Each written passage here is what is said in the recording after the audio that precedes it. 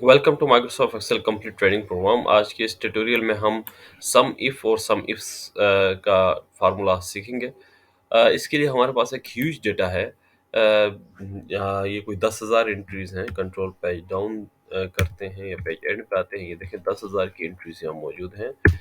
तो इन इन एंट्रीज की मौजूदगी में हम हमारे पास एक ह्यूज डेटा है और हम चाहते हैं कि हम प्रोडक्ट वाइज हमारे पास सम आए।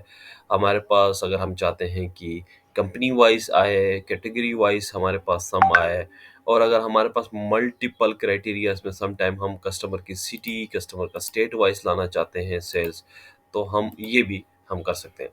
बिफोर डूइंग दैट हम ये करते हैं, ये जो मैंने टाइटल बनाया है इसको ज़रा डिलीट करते हैं और हम ये ताकि हमारे पास ये सिलेक्ट करते वक्त आसानी हो, क्योंकि इतने ह्यूज रेंज को सिलेक्ट करना थोड़ा सा मुश्किल हो जाएगा, इसलिए हमने इस तरह से किया।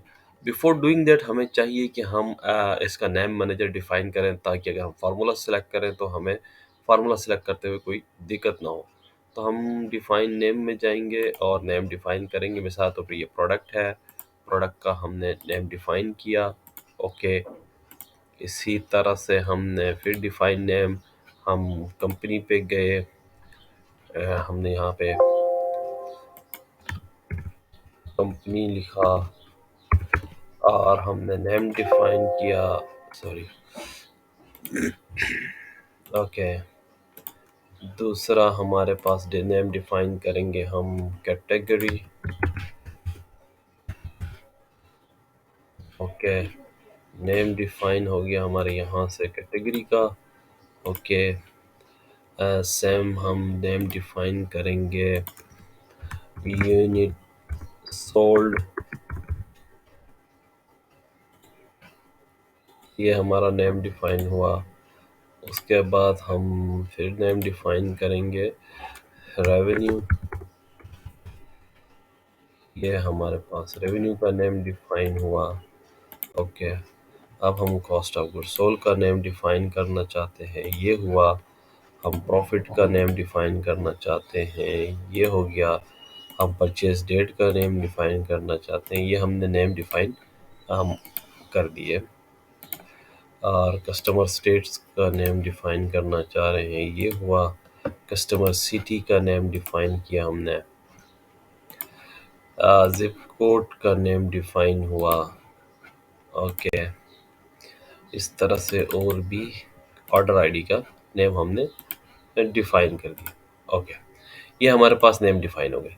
अब मिसाल के तौर पर हम चाहते हैं कि हमें हमें कस्टमर की जो सिटी है, स्पेशली हम चाहते हैं कि इसके जो स्टेट जो है, मिसाल के तौर पे कैलिफोर्निया को हम सिलेक्ट करते हैं कि यहाँ पे हमारी कितनी सेल हुई। ओके, हुई।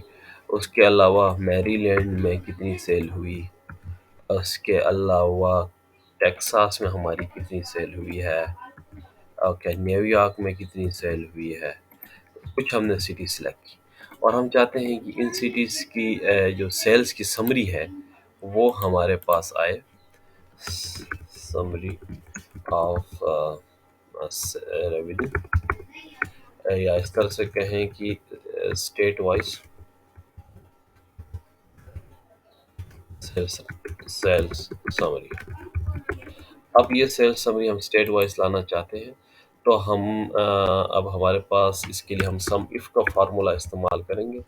सम इफ का सबसे पहले पूछता है कि आप रेंज बताएं कि आप क्या कर किस चीज़ की रेंज निकालना चाहते हैं। तो हमने कहा कि हम कस्टमर का स्टेट जो है, कस्टमर स्टेट, ये हमने नेम डिफाइन किया हुआ था, तो ये हमारे पास सेलेक्ट हुआ।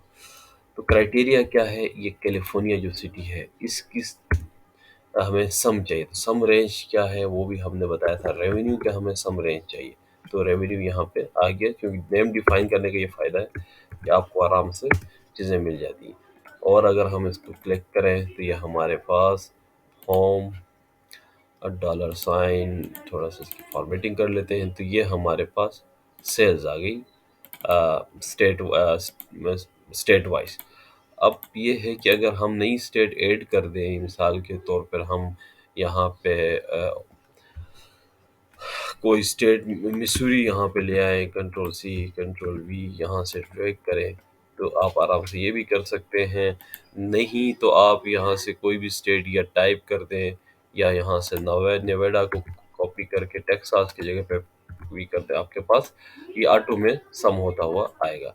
अगर इसी तरह हमें कंपनी की मिसाल के तो 3 कंपनियां हैं हमारे पास जिसकी फ्रेंचाइज जो है वो है, जिसमें एक कोका कोला है, डॉक्टर पिपर है, कंट्रोल सी इनको उठा के ले आते हैं यहाँ पे, और हम ये है, और उसके अलावा पेप्सी है। ये 3 की डिस्ट्रीब्यूशन है, या इन 3 की सेल्स है आपके पास।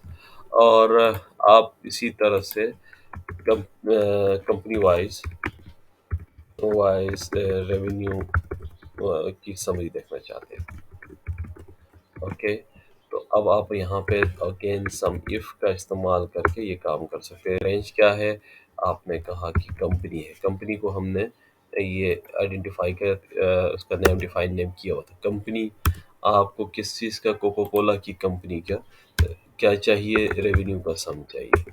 Okay, bracket close. तो ये नेम डिफाइन करने का ये हुआ कि हमने कंपनी की रेंज पकड़ ली, फिर उसके बाद हमने प्रोडक्ट कंपनी का नाम बताया, फिर उसके रेवेन्यूज निकाले, रेवेन्यू का रेंज बताया, ये सम हुआ। हमें कंपनी वाइज हमें रेवेन्यूज मिल गए। ओके, इसको हम फॉर्मेटिंग कर देते हैं। ओके, ये हमारी कंपनी वाइज हमारे रेवेन्यूज आ गए। अब अगर हम ये चाहते हैं कि हमारी कुछ प्रोडक्ट्स हैं, या हम चाहते हैं कि हमारी सेल्स हो कंपनी वाइज, और साथ में हमें स्टेट्स का भी पता चले कि किन स्टेट्स में क्या सेल्स है। और अगर हम ये मिसाल तो यही स्टेट्स हैं, हम इसको कॉपी करके ले आते हैं, आसानी हो जाएगी कॉपी। यहाँ इसको ट्रांसपोज कर देते हैं, ये ट्रांसपोज कर देते हैं, ये हुआ ट्रांसपोज।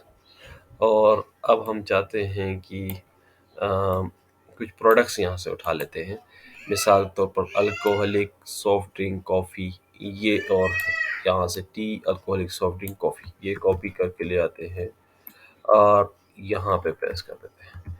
अब क्राइटेरिया डबल हो गए हैं। हमें कैलिफोर्निया में टी कितनी बिकी है, मैरीलैंड में कितनी सेल हुई है, हमें ये चाहिए। तो इसके लिए हमें फिर सम इफ्स का इस्तेमाल करना पड़ेगा। सम इफ्स, ये सम इफ्स आ गया, लेकिन ये पूछता है रेंज बताएं किस चीज़ का सम करना है। हमने कहा रेवेन्यू का, क्योंकि हमने ये डिफाइन किया हुआ है, हमें रेवेन्यू का सम चाहिए। वो सिंटेक्स में कहता है क्राइटेरिया रेंज बताएं कि आपको किस क्राइटेरिया रेंज क्या है।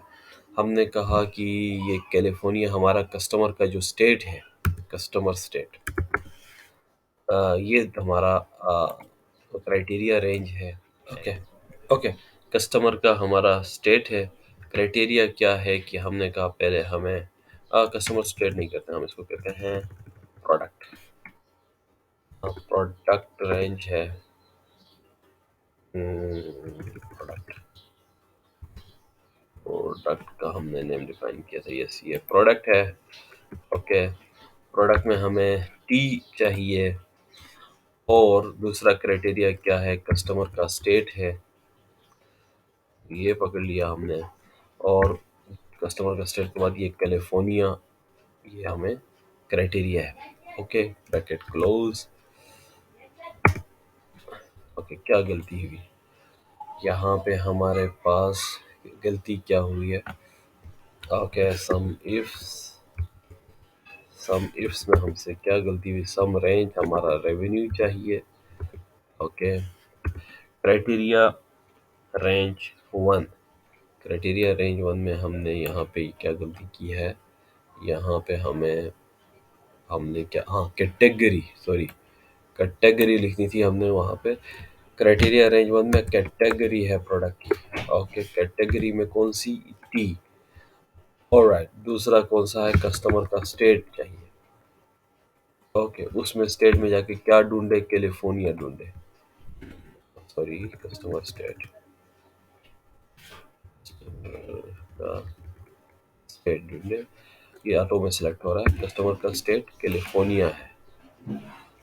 ओके, ठीक है, अब एंटर कर लें। ये हमारे पास अब आया।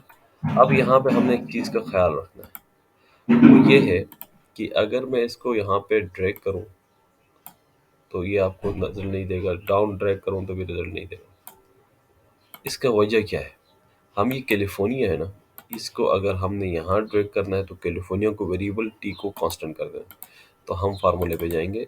कैलिफोर्निया को जो है क्यू डब 22 जो है वो वेरिएबल रहे, लेकिन ये जो पी है इसको हमने कांस्टेंट करना है। F4 ज़रा दबा के इसको कांस्टेंट कर दें, इसको अभी ड्रैग करें, ये आ जाएगा।